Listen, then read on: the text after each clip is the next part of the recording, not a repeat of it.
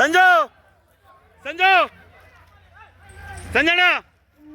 ನಮ್ಮ ಹಾರಂಗಿ ಕ್ಯಾಂಪ್ನ ಲಕ್ಷ್ಮಣ ಆನೆ, ಇವನ ಬಗ್ಗೆ ವೀಡಿಯೋ ಮಾಡಿ ಅಂತ ಸುಮಾರು ಜನ ಕಮೆಂಟ್ ಆಗ್ತಾಯಿದ್ರಿ. ಇವನ ಬಗ್ಗೆ ಮಾಡಲೇಬೇಕು. ಏನಕ್ಕೆ ಅಂದರೆ ಸುಮಾರು ಕಾರ್ಯಾಚರಣೆಗಳು ಕೂಡ ಮಾಡಿದ್ದಾನೆ.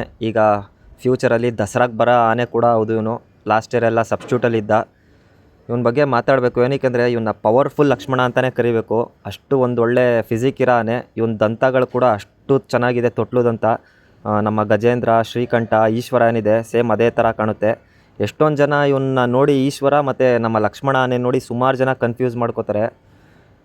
ಲಕ್ಷ್ಮಣ ಆನೆ ಹಿಡಿದಿದ್ದು ನಮ್ಮ ಅಭಿಮನ್ಯು ಟೀಮೇನೆ. ಆಗ ನಮ್ಮ ಧನಂಜಯ ಡೆಬ್ಯೂಟ್ ಕಾರ್ಯಾಚರಣೆ ಆಗಿರುತ್ತೆ. ಡೆಬ್ಯೂಟ್ ಅಂದರೆ ಮೊದಲನೇ ಕಾರ್ಯಾಚರಣೆ.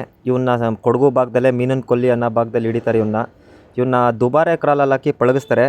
ಆಗ ಬಂದು ಸುರೇಶ್ ಅನ್ನೋರು ಈ ಆನೆನ ಪಳಗಿಸ್ತಾರೆ. ಅದಾದಮೇಲೆ ನಮ್ಮ ಚಂದ್ರು ಅಂದರೆ ಈಗಿರೋ ಸೀಗೆ ಆನೆ ರಾಜನ್, ಹಾಗೆ ಹರ್ಷ ಆನೆಲ್ಲೂ ಕೆಲಸ ಮಾಡಿದರು. ಅವರು ಸುರೇಶ್ ಅವ್ರ ಜೊತೆ ಕೈ ಜೋಡಿಸಿ ಅವರು ಸಹ ಈ ಆನೆನ ಪಳಗಿಸ್ತಾರೆ. ತುಂಬ ಚೆನ್ನಾಗಿ ಟ್ರೈನ್ ಮಾಡಿ ಕ್ರಾಲಿಂದ ಆಚೆ ತೆಗ್ದು ಕಾರ್ಯಾಚರಣೆಗೆ ಯೂಸ್ ಆಗಂಗೆ ಹಾಗೆ ಒಂದು ಎಲ್ಲ ರೀತಿ ಟ್ರೈನಿಂಗ್ ಮಾಡಿ ಒಂದು ಒಳ್ಳೆ ಕುಮ್ಕಿ ಆನೆ ಮಾಡ್ತಾರೆ ಇವರಿಬ್ಬರು ಸೇರಿ. ಈಗ ಇರೋದು ಇವನು ನಮ್ಮ ಹಾರಂಗಿ ಶಿಬಿರದಲ್ಲಿ ಸುಮಾರು ಕಾರ್ಯಾಚರಣೆ ಮಾಡಿದ್ದಾನೆ.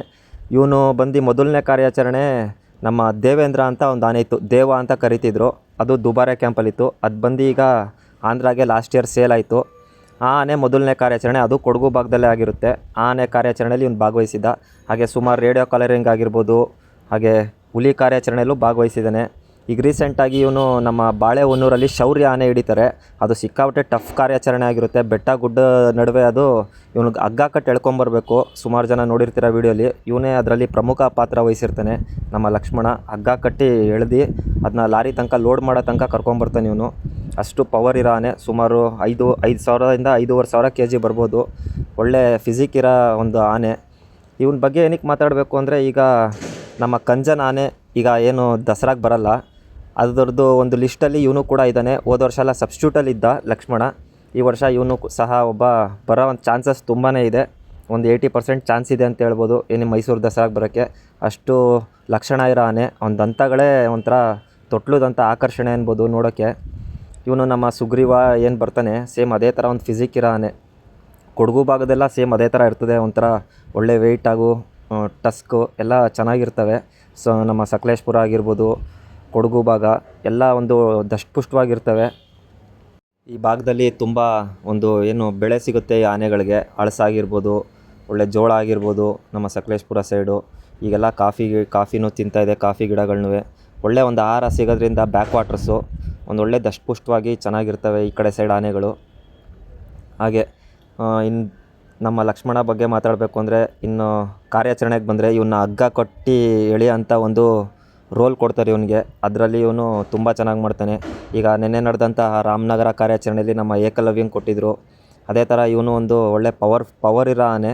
ನಮ್ಮ ಗಜೇಂದ್ರ ಸಹ ಕೆಲಸ ಮಾಡ್ತಾಯಿತ್ತು. ಅವನ್ನ ಸ್ಪೀಡ್ ವಾಕರ್ ಅಂತಲೇ ಕರಿತಿದ್ರು ನಮ್ಮ ಗಜೇಂದ್ರಂಗೆ. ಅಷ್ಟು ಒಂದು ಚೆನ್ನಾಗಿ ಕೆಲಸ ಮಾಡಿರೋ ಆನೆ. ಇವನು ಸಹ ಅದೇ ಥರ ಹೆಸರು ಮಾಡಲಿ ನಮ್ಮ ಲಕ್ಷ್ಮಣ. ಈಗ ಈ ಆನೆ ಮಾವುತರು ಬಂದು ಸಂಜು ಅಂತ ಕಾವಡಿಯಾಗಿ ಸುರೇಶ್ ಅವರೇ ಇದ್ದಾರೆ. ಅವರೇ ಕ್ರಾಲ್ ಟೈಮಿಂದನೂ ಅವರೇ ಇರೋದು. ಅವರೇ ತುಂಬ ಚೆನ್ನಾಗಿ ಪಳಗಿಸಿ ಚೆನ್ನಾಗಿ ನೋಡ್ಕೊಂಡಿದ್ದಾರೆ ನಮ್ಮ ಲಕ್ಷ್ಮಣನ್ನ.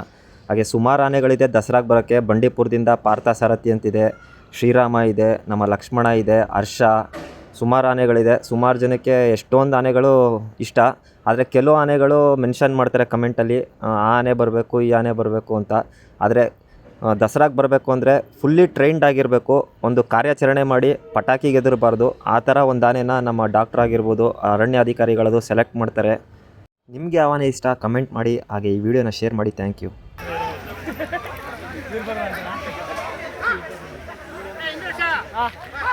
ಬರ್ಲಿ ಬರ್ಲಿ ಬರ್ಲಿ.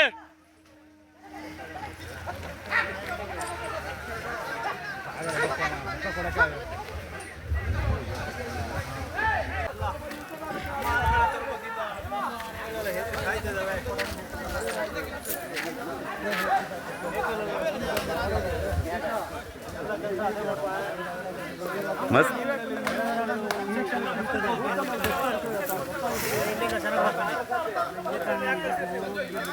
ವಿಡಿಯೋ ಮಾಡೋದು ಚಿನ್ನ ತಳ್ಳಲೆ ಯಾರು ಅವನು.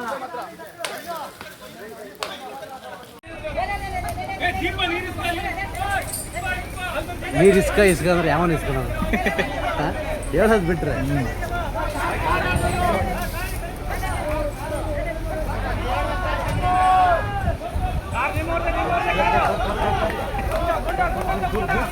ಸರ್ರೆ ಬಿಟ್ಟಾರ ಮಾತ್ರ ಹಾಂ ಕಿವಿಗೆಲ್ಲ ಏಟಾಯ್ತಲ್ಲ. ಅಲ್ಲಿ ಮರ ತಚ್ಚಿದೆ ಸರ್ ಅದು ಮೋಸ್ಟ್ಲಿ ಅದು ಹಾಂ ಮರ ಹಾಂ ಹಾಂ